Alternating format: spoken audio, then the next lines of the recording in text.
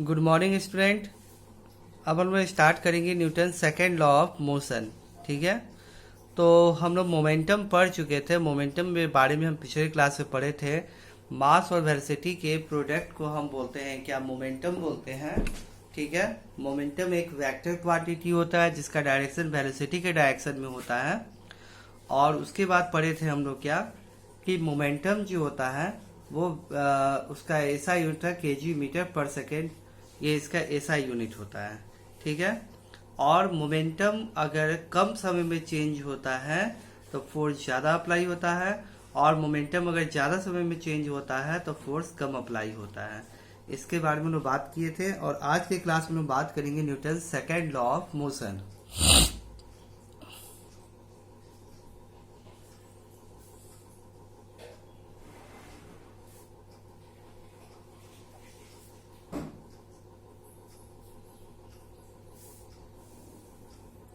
तो देखिए, अभी हम स्टार्ट करते हैं Newton second law of motion. Newton second law of motion में क्या होता है, देखिए, the rate of change of momentum of a body is directly proportional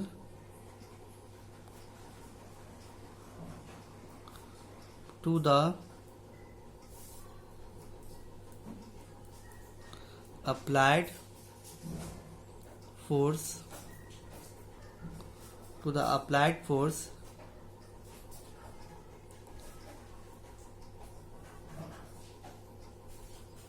ठीक है। देखिए, the rate of change of momentum of a body is directly proportional to applied force, ये आपका होता है Newton second law of motion.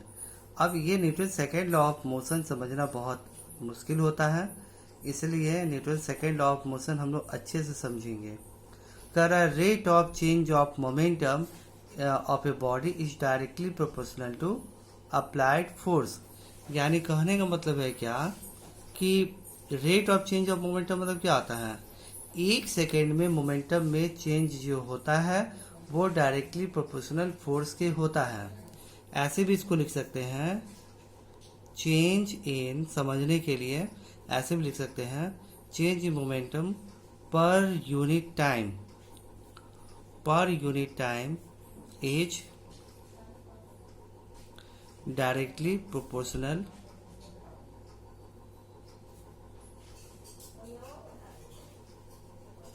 To applied force, यानी एक second में मोमेंटम में जो चेंज होता है वो डायरेक्टली प्रोपोर्शनल होता है क्या, अप्लाइड फोर्स के डायरेक्टली प्रोपोर्शनल होता है।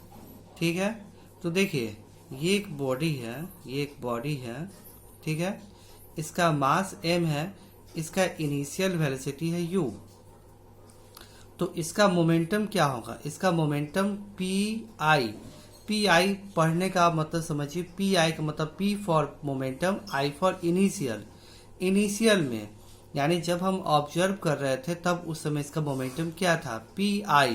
कंफ्यूज मत होइएगा, PI को पढ़ा जाता है P for initial, P for momentum, I for initial. यानी इनिशियल में इस बॉडी का मोमेंटम क्या था, जब बॉडी यहाँ आया T टाइम, यहाँ से यहाँ आने में इसको T टाइम लगा, T टाइम के बाद इसका स्पीड हो गया V और मास m ही रहा, तो यहाँ पे मोमेंटम होगा, उसको बोलेंगे क्या, PF। यानी कहने का मतलब है क्या, फाइनल मोमेंटम। तो इस बॉडी का जो फाइनल मोमेंटम है वो क्या होगा आपका, इस बॉडी का फाइनल मोमेंटम PF, मतलब P for momentum, F for final momentum. यहाँ ऑब्जर्वेशन स्टार्ट किए, यहाँ ऑब्जर्वेशन एंड किए, जहाँ से ऑब्जर्वेशन स्टार्ट करेंगे वो हमारा इनिशियल पॉइंट होगा, जहाँ ऑब्जर्वेशन खत्म करेंगे वो मेरा फाइनल पॉइंट होगा। इसलिए यहाँ पे लिखते हैं PI, यहाँ पे लिखते हैं PF बराबर होगा m इंटू वी। ये यहाँ पे हो गया क्या, फाइनल मोमेंटम। तो इनिशियल मोमेंटम, फाइनल मोमेंटम। अब उसके बाद बोल रहा है कि सबसे पहले हम बोलेंगे क्या, कि अब बताइए कि यहाँ पे स्पीड इसका u था, बाद में इसका स्पीड हो गया v, तो u से v होने में कोई ना कोई फोर्स लगा होगा। हम पढ़े हैं Newton first law of motion में कि यदि कोई बॉडी रेस्ट में है तो रेस्ट में ही रहेगा, और यदि कोई बॉडी यूनिफॉर्म मोशन में है तो हमेशा यूनिफॉर्म मोशन में रहेगा जब तक कि उसके ऊपर कोई भी एक्सटर्नल फोर्स ना लगे। यहाँ इसका स्पीड u है और यहाँ पे स्पीड v हो गया, यानी पक्का इस बॉडी पे कोई ना कोई एक्सटर्नल फोर्स लग रहा हो तभी ना इसका स्पीड चेंज हुआ।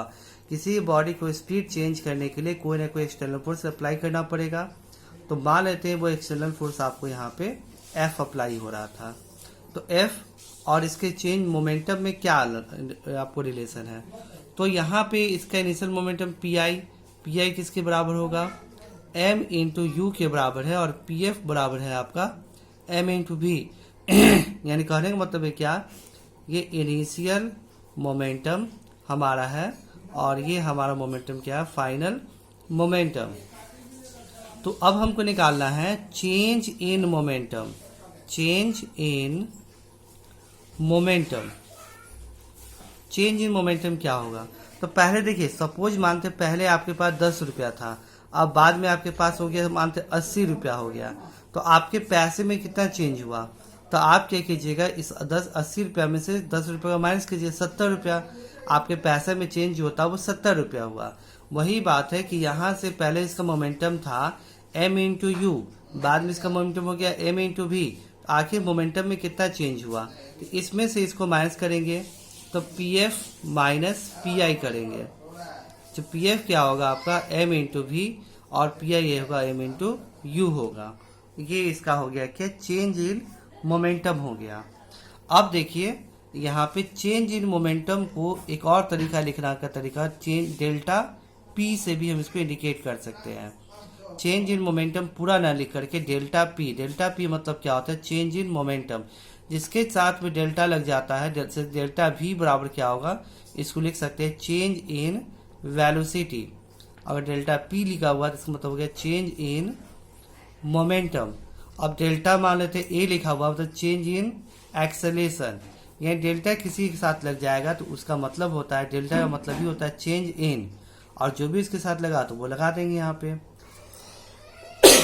तो यहाँ पे चेंज इन मोमेंटम की जगह पे डेल्टा P लिख सकते हैं। तो डेल्टा P बराबर हो जाएगा क्या आपका, m यहाँ से कॉमन ले लेते हैं तो v माइनस यू हो जाएगा।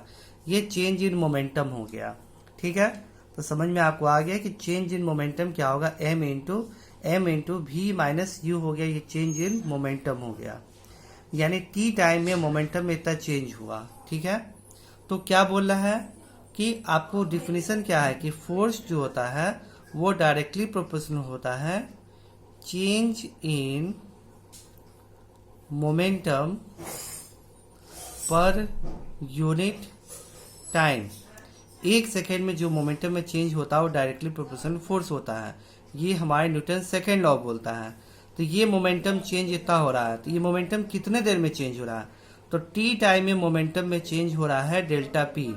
देखिए यहाँ से यहाँ समय कितना लग रहा है, डेल्टा टी, ये टी टाइम लग रहा है ना, तो मोमेंटम चेंज आपको एम यू से एम बी होने में कितना समय लग रहा है, टी टाइम लग रहा है। तो आपको टी टाइम में मोमेंटम में जो चेंज हो रहा है वो डेल्टा पी है। तो एक सेकेंड में मोमेंटम जो चेंज होगा वो क्या होगा, डेल्टा पी बाई टी होगा। आ रहा है कि नहीं समझ में। तो लिख सकते हैं एफ डायरेक्टली पर, तो यहाँ पे क्या होता है, change in momentum per unit time, इसके जगह पे हम ये लिख सकते हैं डेल्टा पी बाई टी। कहने का मतलब है क्या कि फोर्स डायरेक्टली प्रेस हो गया डेल्टा पी बाई टी के। ये हमारे न्यूटन सेकेंड लॉ है। अब हम यहाँ क्या करेंगे, f directly press delta p का वैल्यू क्या निकाले हम लोग, m into v minus u. यहाँ देखिए यहाँ पे डेल्टा पी बराबर क्या है, m into v minus u. तो यहाँ पे डेल्टा पी की जगह पे पुट करेंगे m into v minus u by, यहाँ पे क्या है आपको टी, तो यहाँ पे टी पुट करेंगे। अब उसके बाद देखेंगे यहाँ पे देखिए v minus u by t को हम क्या लिख सकते हैं, ए लिख सकते हैं। तो एम इंटू ए भी लिख दिए, तो यहाँ पे एफ डायरेक्टली प्रोपोर्शनल हो गया एम इंटू ए, क्योंकि हम जानते हैं v minus u by t किसके बराबर होता है, आपको ए के बराबर होता है। तो यहाँ ए लिख दिए। अब उसके बाद देखिए आप जानते हैं कि डायरेक्टली प्रोपोर्शनल को इक्वल करने के लिए कांस्टेंट टर्म से मल्टीप्लाई करना पड़ता है। तो यहाँ पे के नाम के कांस्टेंट टर्म से हम मल्टीप्लाई कर दिए हैं। ठीक है, डायरेक्टली प्रोपोर्शनल को इक्वल करने के लिए कांस्टेंट टर्म से मल्टीप्लाई करना पड़ता है। तो यहाँ पे हम एक कांस्टेंट टर्म k से मल्टीप्लाई करते, k m इंटू ए हो गया। k का वैल्यू जो होता है वो 1 होता है, आपको 1 होता है, एक्सपेरिमेंट से निकाला गया है कि k का वैल्यू 1 होता है। तो फाइनली F बराबर फॉर्मूला हो गया m इंटू ए। तो ये फोर्स को डिफाइन, न्यूटन सेकेंड लॉ जो होता है वो फोर्स को डिफाइन करता है। तो ये टॉपिक बहुत कॉम्प्लिकेटेड है, इसलिए वीडियो को कम से कम 2 बार आप लोग देखिएगा, तभी जाके आपका पूरा डाउट क्लियर होगा। ठीक है, अब फिर भी नहीं समझ में आएगा तब तो हम है ही। ठीक है, तो ये हमारा Newton second law of motion था। ठीक है, तो ये हमारा टॉपिक यहाँ पे एंड होता है। तो आप देख ही रहे हैं कि यहाँ पे momentum, change in momentum per unit time, ये डायरेक्टली प्रोपोर्शनल होता है किसके, फोर्स के डायरेक्टली प्रोपोर्शनल होता है।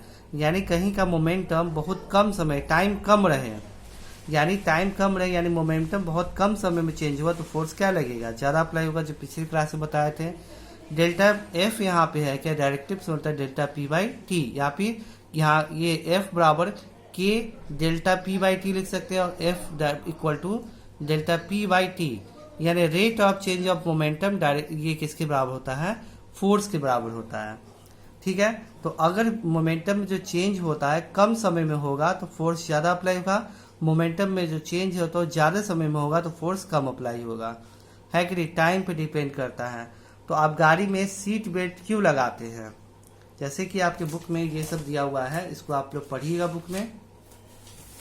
पहले कैचिंग, इसके बारे में एक्सप्लेन कर चुके हैं। कैचिंग एक क्रिकेट बॉल को कैच हम लोग करते हैं तो उसको हाथ पीछे क्यों ले जाते हैं, सिंपली बात है कि मोमेंटम में चेंज अगर ज़्यादा समय में होगा तो फोर्स कम अप्लाई होगा। अब मोमेंटम में जो चेंज होता है मोमेंटम में चेंज कम समय में होगा तो फोर्स ज़्यादा होगा, अब मोमेंटम में चेंज ज़्यादा समय में होगा तो फोर्स कम अप्लाई होगा। तो यहाँ पे अगर हाथ को पकड़ के कैच पीछे की ओर ले जाते हैं तो उस समय टाइम ज़्यादा लगेगा, टाइम ज़्यादा होगा तो मोमेंटम कम होगा, टाइम ज़्यादा हो तो rate of change of momentum कम होगा, तो फोर्स आपको क्या होगा, ज़्यादा अप्लाई होगा। वही बात है क्या कि टाइम कम होगा तो ये इसका रेशियो जो होता है वो ज़्यादा होगा तो फोर्स भी ज़्यादा अप्लाई होगा, टाइम ज़्यादा होगा तो इसका रेशियो कम होगा, फोर्स भी कम अप्लाई होगा। अब गाड़ी में ये तो क्रिकेट बॉल का बात हो गया। उसके बाद देखिए गाड़ी में हम लोग सीट बेल्ट क्यों यूज करते हैं, सिंपली बताइए। तो गाड़ी में सीट बेल्ट इसे यूज करते हैं क्योंकि गाड़ी का बहुत स्पीड हाई होता है। एक बैक कोई ड्राइवर ब्रेक मारता है तुरंत आपका जो पहले आप बहुत हाई स्पीड में है तो आपका मोमेंटम बहुत ज्यादा होता है, मास इंटू वेलोसिटी, मोमेंटम बहुत ज्यादा होता है। एक बैक आप ब्रेक मारते हैं तो आपका मोमेंटम जो भी हाई वैल्यू से तुरंत जीरो हो जाता है बहुत कम समय में। तो मोमेंटम का चेंज बहुत कम समय होता है तो फोर्स ज्यादा अप्लाई होता है, इस कारण फोर्स ज्यादा अप्लाई होता है और आदमी को नुकसान पहुंचता है, इसलिए उसे बचने के लिए सीट बेल्ट का यूज किया जाता है। तो अब देखिए आप लोग का इस चैप्टर में ये जो इसके बाद आप लोग का न्यूमेरिकल, इस चैप्टर में आप लोग का न्यूमेरिकल स्टार्ट हो रहा है। ठीक है, तो न्यूमेरिकल में हम लोग क्या देखेंगे सो देखिए।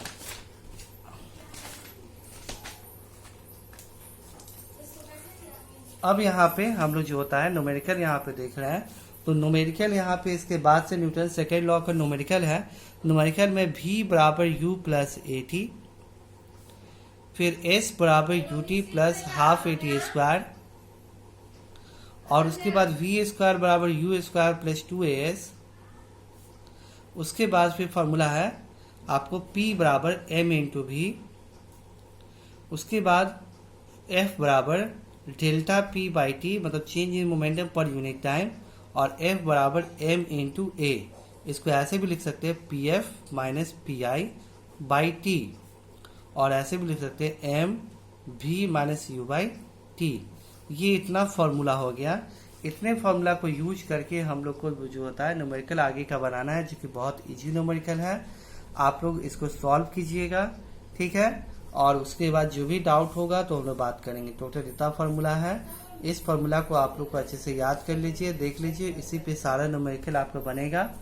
ठीक है, पेज नंबर एस चैन बुक में पेज नंबर 61 से आपको लगभग कितना न्यूमेरिकल है इसमें, 61 से लेकर के आपको 7 न्यूमेरिकल इसमें दिया हुआ है, 7 न्यूमेरिकल है।